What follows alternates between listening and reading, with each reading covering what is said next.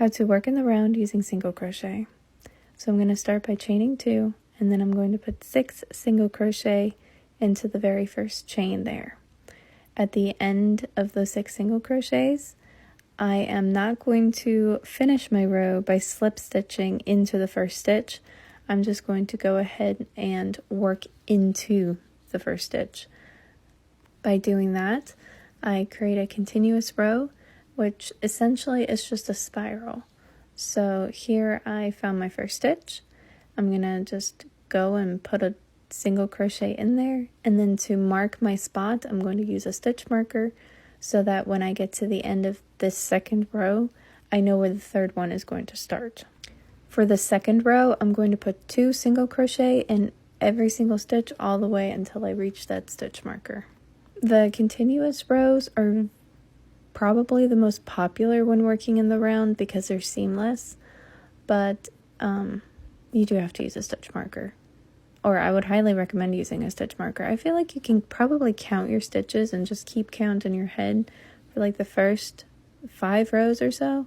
But after that, if you lose your spot, it is a headache to figure out what number of stitches you're on for a specific kind of row. Okay, so now I'm at the end of my second row, and I'm going to take my stitch marker out, and I'm going to put my first stitch into the third row. And then I'm going to put my stitch marker into the stitch I just finished. And then for the third row, I'm going to put 2 stitches into the first stitch and then 1 stitch into the next one. And I'm going to repeat that all the way around until I get back to the stitch marker. And then for the fourth row, I'm going to put 2 stitches into the first stitch, 1 stitch into the next 2 stitches. And then for the fifth row, I'm going to put 2 single crochet into the first stitch and then 1 single crochet into the next 3 stitches. Now this might be confusing because it's really hard to put into words, but you can figure out what row you're on by the number of stitches you have in each repetition. So for row 2, I put 2 single crochet in each stitch.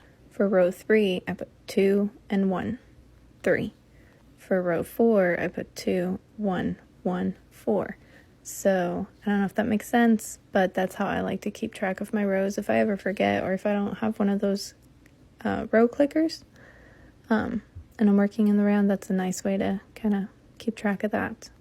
But my 3 minutes are up, and I'm gonna go ahead and move on to the next little lesson. So have a good day.